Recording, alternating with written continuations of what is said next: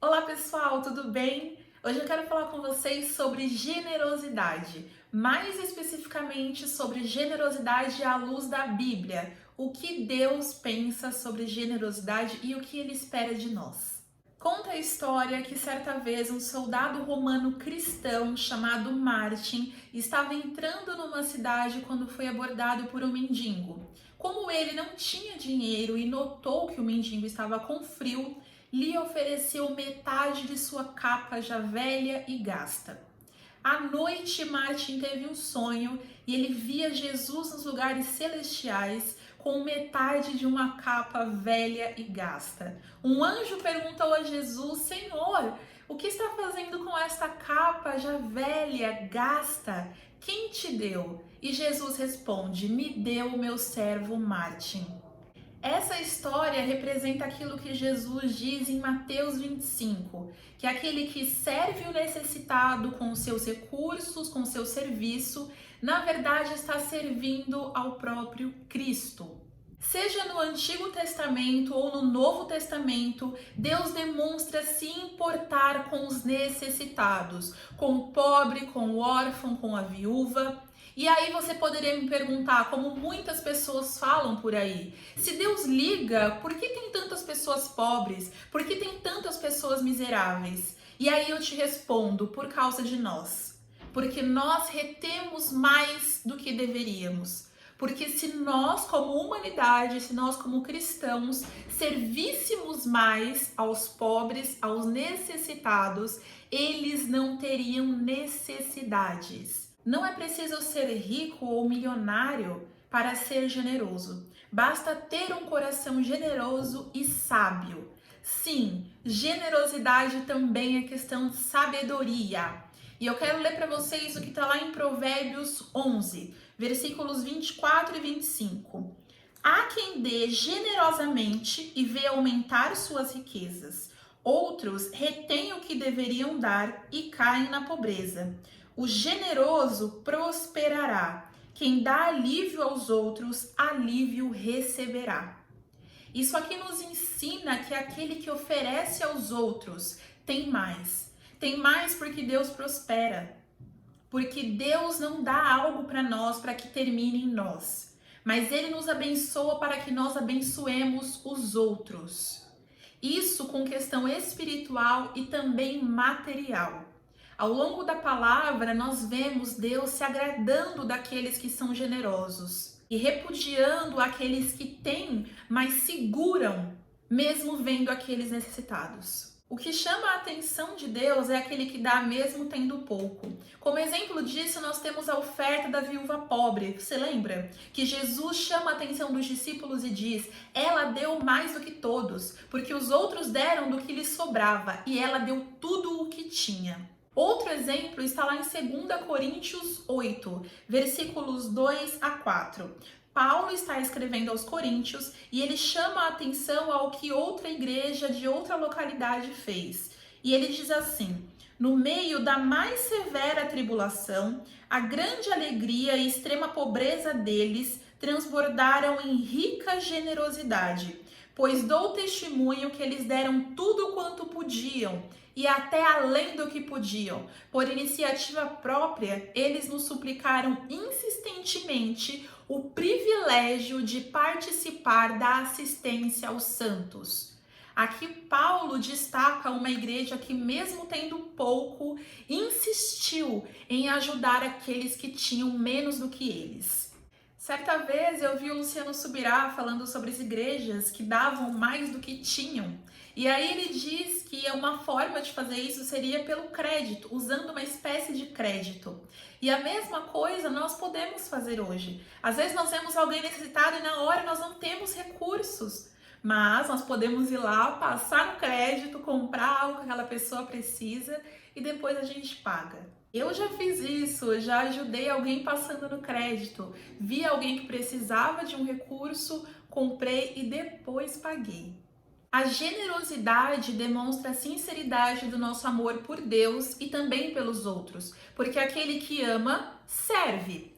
E lá em 2 Coríntios 8, que nós acabamos de ler, Tem um versículo que fala exatamente isso. O versículo 8, Paulo diz assim: não lhes estou dando uma ordem, mas quero verificar a sinceridade do amor de vocês, comparando-o com a dedicação dos outros. Então, muitas vezes nós falamos que amamos a Deus, que amamos as pessoas, mas não somos capazes de abrir mão de algo que é nosso para ajudar o outro.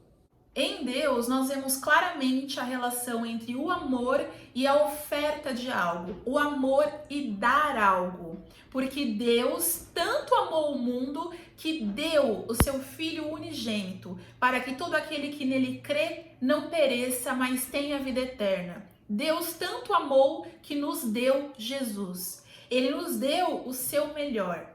E isso explicita o amor que ele tem por nós. Dessa forma, fica claro que a generosidade é um reflexo do que há dentro de nós. E como Deus sonda os corações, Ele espera ver um reflexo exterior daquilo que há dentro de nós.